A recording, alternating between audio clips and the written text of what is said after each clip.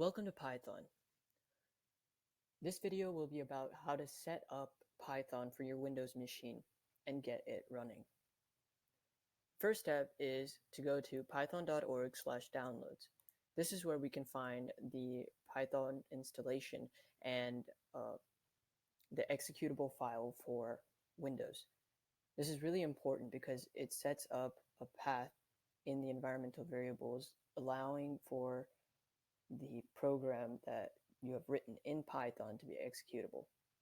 So let's start off by even talking about what is Python. Python is a language that is highly upcoming, and it is really useful for high-level language writing, and it's capable of creating computational algorithms or even games on it. So let's get started. The first thing you'll have to do is click the download Python 3.8.2. This might change over a period of time as new updates roll in. At this time, this is the latest, so press this button.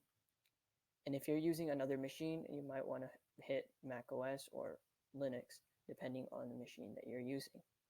Once you have downloaded Python, you will be able to use something called idle. This comes standard with Python. When you open idle, you are prompted to use the shell.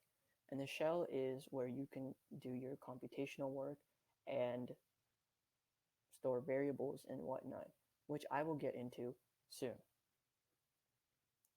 If you want to create a document in which you can write your code, press File and New File.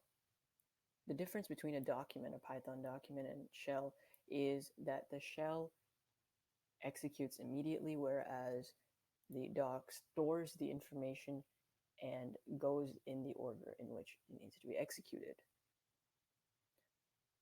I personally like using Visual Studio Code, which is a visualizer for the code, and it allows for the code to be auto-corrected when typing when using IntelliSense, and also it has a built-in debugger, so it shows you where you might have made a mistake in your code. This is made by Microsoft and therefore very trustworthy. So I have already downloaded it, but hit the download button and make sure to choose the right machine whenever you download.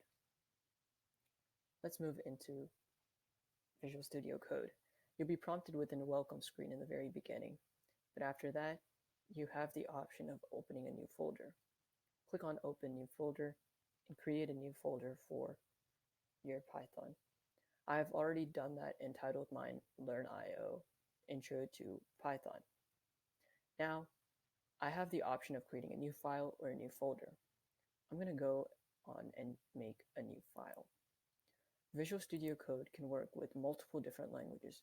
Therefore, it's very important to define the language with the extension. So I'm going to call this part 1, and the extension for Python is .py. So that's really important. Hit the enter button and you will be in one of your Python documents. So this is where you can write your code and begin. But in order to be able to execute this, you need to hit the extensions button, click on Python, and hit the install button that's here. This enables it to be able to understand the Python code and link it with the Python that you've just downloaded. Once you have opened this and you have installed the extension, you are now ready to go. You can type in the code and press run. Today, I'm going to be talking about how to comment on your code, as this is very important for developers. In order to comment on your code, type in the hashtag and anything that you want to type.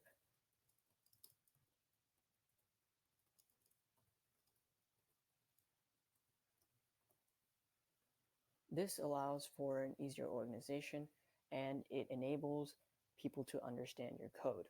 In order to do a multi-line comment, this same hashtag will not work. For example, if I were to write this in multiple different lines, it will start to be run by the program. A comment does not get run by the program, and it only allows for other people to understand your code better.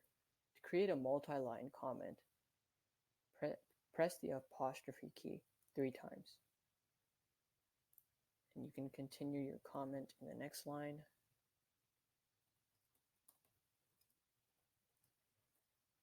And end your comment with the same 3 apostrophes. You can do this with either apostrophes or 3 quotation marks.